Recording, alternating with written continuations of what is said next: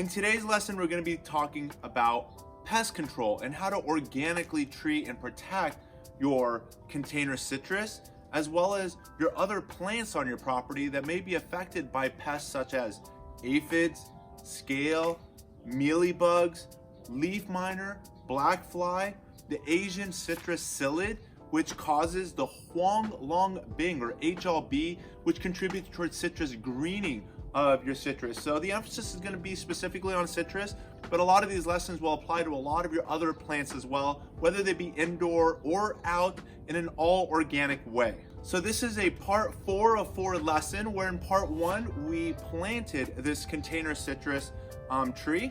In part 2 we whitewashed it and talked about protecting the tree trunk and lower branches from potential 1st, 2nd, 3rd degree burns. In part 3, we're doing a foliar feeding of the plant and trying to get all of the macro as well as micronutrients into the plant during the winter months. And again, this is a foliar feeding that can be done year round, but by foliar feeding your plants during the winter while the roots are cold and the uptake of nutrients is at a low, the plants can get all of their macro and micronutrients through foliar feeding, so that come spring, they'll peak in blooms and ultimately fruit yields. And another great way to make sure that your plants have optimal health for optimal performance in your next growing season. And now in this part 4, we're going to be talking about pest control, using our organic alternative remedies to get your pests under control so your plants can continue to thrive from season to season. These lessons are inspired by 2 Facebook groups, and I'm going to put the links down below in the description to this video as well as in the comments below. First Facebook group, which I encourage all of you to bring your questions and also share your successes on, is growing citrus in containers. And the second one is the Avocado and Citrus Growers of America. And again, those links you can find in the below description as well as the comments for your convenience, so you can simply click on them, join them, and start learning from them, as there's a lot of experts in these growing groups. And a lot of these questions were derived from those 2 Facebook groups to bring this education to you. To follow also all of the educational lessons we've done to date relating to container citrus and other categories you may be interested in, just simply go down below the Ivory Organics YouTube channel categories to find the topics you're most interested in and follow all of the videos that relate to the topics that you're of most interest. And so let's get started. My name is Charles Malki, biologist and plant expert with Ivory Organics, where we grow cool plants, and author of Saving the World with the Home Garden. So the products we're going to discuss today include the Ivory Organics 3-in-1 ready-to-use spray, the All Seasons Horticultural Endorment Spray, Captain Jack's Debug. You got the Ivory Organics, again, the 3-in-1 plant garden in a can form, as well as the whitewash formula. And then we've got over here a gallon of neem oil, and just down below, Diatomaceous earth. So what we have over here to my right is the All Seasons Horticultural Endorment Spray, where the active ingredient in this product is mineral oil. And then over here, it's 100% neem oil, another oil. And what's gonna happen now when you basically follow the directions on applying, whether it be a horticultural oil or neem oil, is you're gonna be spraying both the upper side of the leaves as well as the back side of the leaves, the most tender growth on the plant, as well as the stems. And the goal is to basically smother any insects that may be on the plants, in addition to smothering the eggs and the larvae and basically the entire life cycle. And what happens when you apply these oils onto the plant is it blocks the breathing holes of the pests that are on your plant, causing the insects to suffocate, and ends their life typically within a day or 2. Of the 2 oils that I have here, neem oil is my preferred go-to oil if oil is going to be the pest control, organic pest control alternative I'm looking for. And the reason is, of all the oil remedies that exist on the market, neem oil is the only one that attacks in 2 ways. One being it suffocates the pest when it gets onto the exoskeleton of the pest. And secondly, if the pest is ingesting any part of the plant that's coated in neem oil, so let's assume, it's got some on its body, but not enough that it's not smothering the pest. If that pest is ingesting the neem oil by sucking or chewing any of the parts of the plant that have neem oil on there, it also destroys the insect from within. So it's a dual acting product when you apply neem oil, which is, again, unlike any other horticultural oil on the market in controlling pest populations. So I highly encourage the use of neem oil as an organic pest control method for controlling pests on your plant. However, and this is a major caveat, when applying oil to your plant, imagine what happens to your skin when you go to the beach and you lather oil all over your body.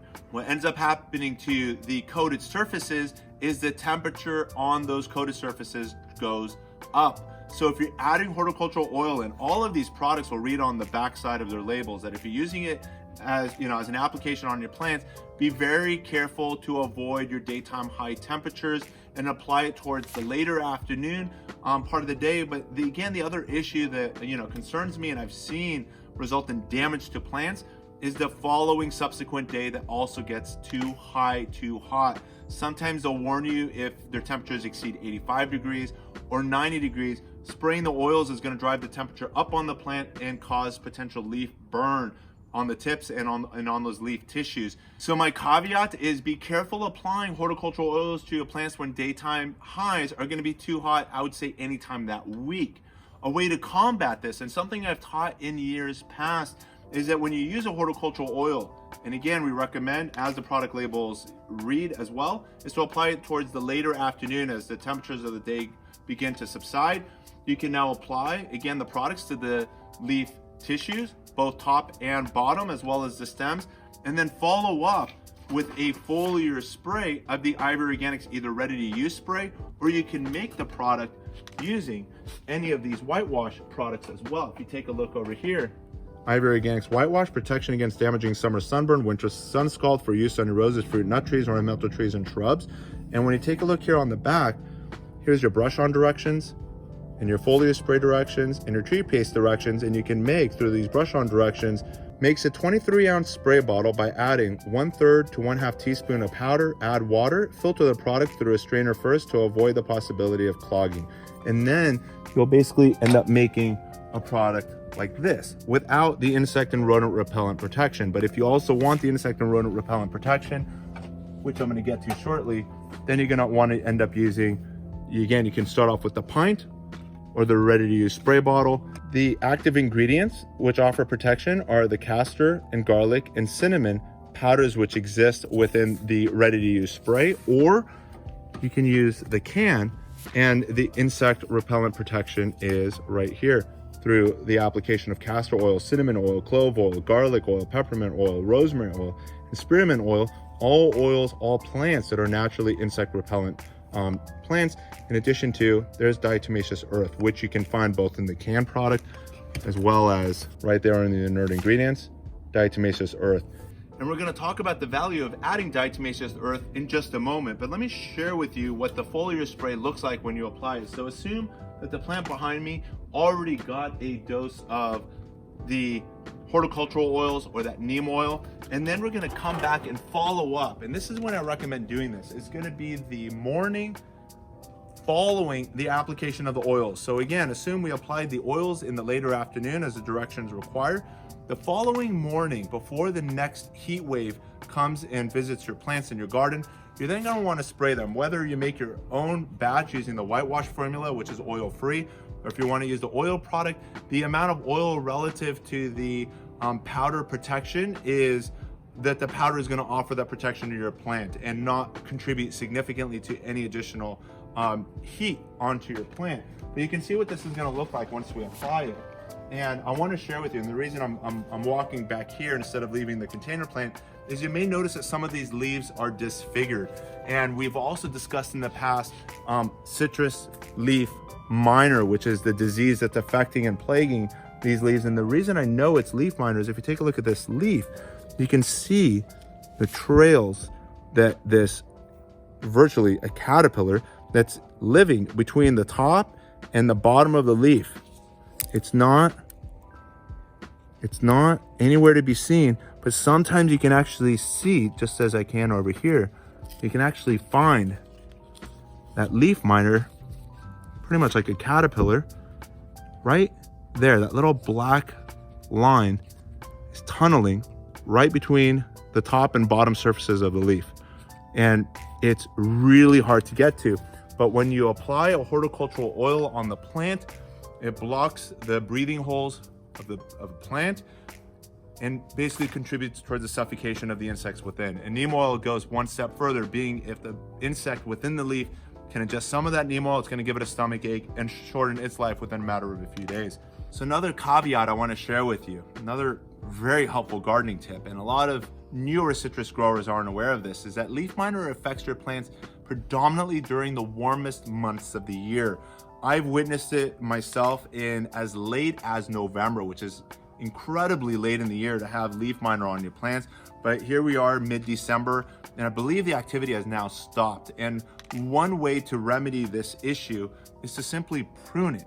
So here I am with my pruners, and I'll simply prune the damaged growth off, because any of the new growth that's going to happen now starting December, January, February, March, and starting April, May is when leaf miner populations begin to climb, and they really peak during the summer months and early fall. So that's also something to consider, that we're talking now about pest control, and so far all we discussed is oil. But as we continue the discussion, the helpful thing to consider is when are the pest populations peaking, and to really consider using your pest control remedies that you bring into your garden only when needed, and not to be applying it when you don't need it. So here we are now mid-December, and we don't want to be spraying our plants with oil even though we see leaf miner. You should know, and if you don't, I'm now teaching you, that the leaf miner populations in your garden are beginning to basically disappear. So if leaf miner is the pest you're going after, my recommendation is not to apply anything and simply prune it off like so. And even though it's a lot of growth, we're going to experience a lot more new growth pretty soon, because here we are in Southern California when our last chance of frost ends in about another 30 to 40 more days. So between the last weeks of January and the first couple of weeks of February, I can now begin to start fertilizing my plants at that beginning of the curve, increasing doses and peaking towards summer. So whatever that recommended dose is on your fertilizer bag that you're using, and we recommend that you use the Ivory Organics all-purpose fertilizers, but you're gonna start warming up with fertilizing your plants come spring. And for us, our spring begins in early February. It's not on the date of spring being March 21st or March 22nd. And for those of you that live in Northern America or up into Canada, that springtime conditions may not appear until closer to April or even into May. So what I'm going to start doing in early February, you might not be doing until, again, April or May. So here we're pruning all of this leaf miner damage out. And notice also with leaf miner, another helpful tip, it only happens on the tender new growth of the plant. So they tunnel and they cause all of this curl to happen due to the tunneling action on one side of the leaf, causing disfigurement in shape.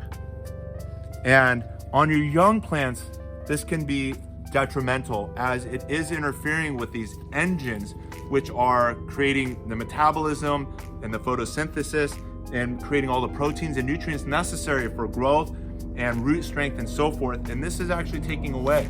But if we come a little deeper into the canopy, if you take a look here, so this hardened growth is now leaf miner proof, meaning leaf miners will not attack or affect or disfigure any of these leaves that have since hardened. Whereas the tender new growth is exposed. However, as we already just discussed, the tender growth is now safe, being we're now into mid-December going into January, February, March, and April, and all the new growth we can get out of this will then support the flowers and the fruit going into next growth cycle. So keep that in mind as you're selecting the pest and the pest control remedy that we're going to continue to discuss. And now let's spray it with the Ivory Organics ready to use foliar spray.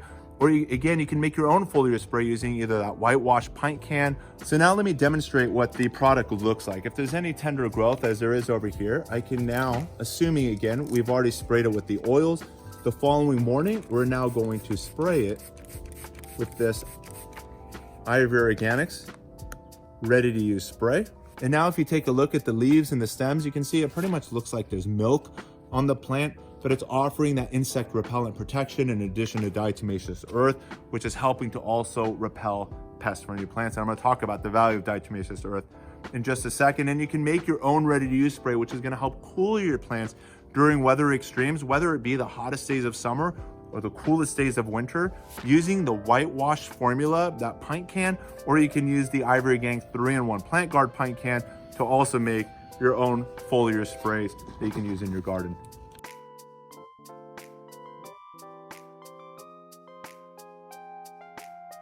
So now that we've discussed the value of using a horticultural oil for your organic pest management, the second product I want to share with you is Spinosad. And this product is one of a few that I found in my arsenal as a beneficial bacteria that can be sprayed and applied onto your plants to virtually cause pests that ingest Spinosad based products such as Captain Jack's, which I have over here. So what's going to happen now once you apply a Spinosad based product onto your plants is that any pests that you have on your plants that ingest Spinosad, that bacteria, is going to get into their gut and give them a terrible stomach ache that within a day, within a few days, will basically end that pest's life.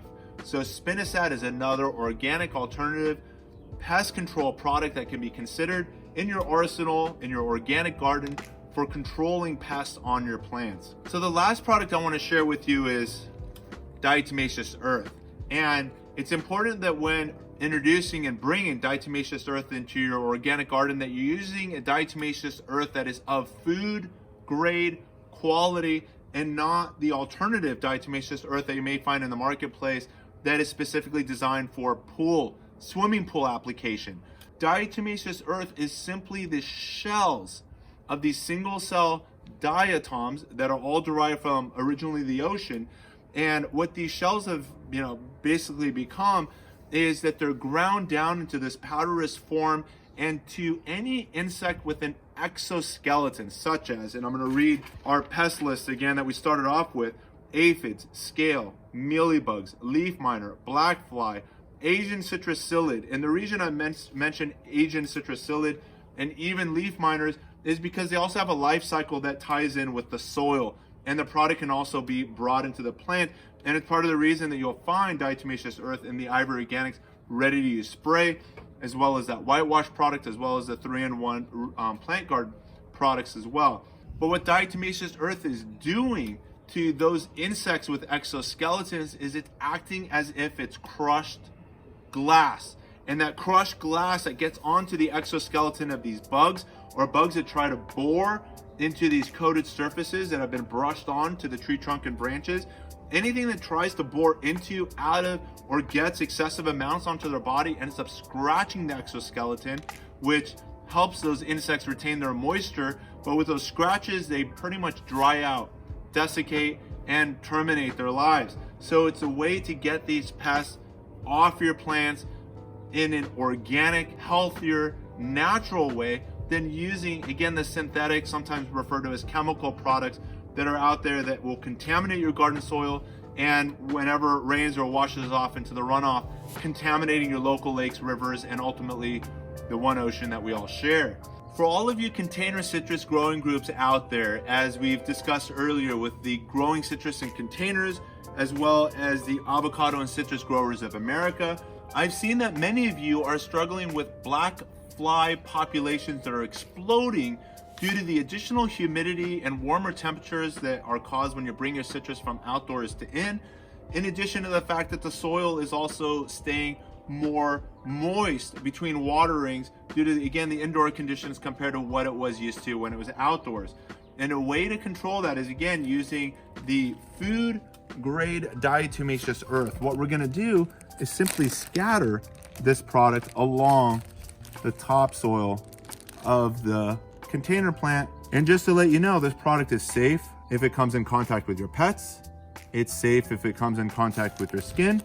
It's even safe on the earthworms that exist within your garden and container soil, as earthworms don't have exoskeletons.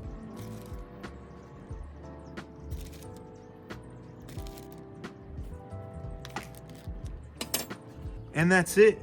you're gonna notice that your black fly populations and any other pest cycles that are tied in between the top and the bottom, again, such as citrus psyllid or your leaf miners, this is gonna help bring and drive their populations down while your plants continue to thrive. So I've shared with you several helpful gardening tips. So the last caveat, helpful gardening tip I want to share with you relates to the beneficial insects that are within your garden that will more likely than not be harmed by all of these organic methods that we talked about today. Those being your ladybugs, your praying mantis, your spiders, and there's also predatory wasps, which help keep those pests that we've already discussed in check. When you start applying horticultural oil on your plant, when you start adding also spinosad based products on your plants, any of these pests that ingest and absorb those organic products, even though they're more gentle and safer on your organic garden and into our community, they will harm those beneficial insects that you have in your garden. So if you're gonna take that alternative approach, being to support populations of the ladybugs and praying mantis that you may have in your garden, or maybe you're bringing additional eggs into your garden and you're gonna use that as being the predominant approach, then I would be mindful of the fact that you do not introduce these other alternative products. So keep in mind that with organic garden, it's checks and balances of, you know, buying products versus maybe buying some beneficial insects, or helping to foster and help grow those beneficial insect populations by allowing some of those pests to exist in your garden. And again, that's the reason you find some imperfections in a lot of my gardening practices, is because you need the pests, and I've taught this for many, many years now. You need the pests, you need the aphids to feed the beneficial ladybugs and the beneficial praying mantis, and to feed the beneficial spiders, and to feed the beneficial wasps that you have already existing in your garden. But if you wipe those populations out, guess what? You've wiped out the beneficial insects too. So in our next lesson, we're gonna be pruning this giant Lisbon lemon tree that we've got here in the garden down to just 2 to 3 feet off the ground. And as you can see, it's fruiting here, and we've got some more fruit back here, and we've got fruit throughout the entire tree. And as you can see, I'm 6 feet tall. My reach is about 8, and it goes up probably about 10 feet, and there's fruit throughout. We're gonna be pruning it down to about somewhere here. And we're also gonna be grafting on together this Mexican, also known as a key lime tree, onto the same rootstock. So we're gonna end up having a lemon with Lisbon lemons, ponderosa lemons, and key limes. And we're also gonna be talking about how to create free plants that come out of my book, Saving the World with the Home Garden. And chapter 8 over here talks about how to make free quality plants using seeds, cuttings, air layering, and grafting. So in addition to grafting onto this Lisbon lemon tree, we're also going to be creating free plants by way of cutting, taking cuttings off of this ponderosa lemon tree and creating more genetically identical clones on its own rootstock, which will grow to the same height as the original ponderosa parent plant. So we're going to end up with ponderosa lemons by way of cutting, by way of grafting, and the other method I'm going to teach you is by way of air layering, because some plants don't produce as well or as quickly or sometimes at all by way of cutting, but by way of air layering, you can pretty much air layer any desired plant or tree, and we're going to be doing that together. Something we've done many years ago together on our Eureka lemon tree, we're going to be now doing on our ponderosa lemon tree together starting next week. So again, a reminder to be sure to subscribe and hit that push bell notification to get informed of all of these educational lessons as soon as they become made available. If you've enjoyed this educational lesson, be sure to give us that thumbs up, and most importantly, share these helpful links with your gardening friends and family. As always, keep growing with Ivory Organics, and wishing you all happy gardening.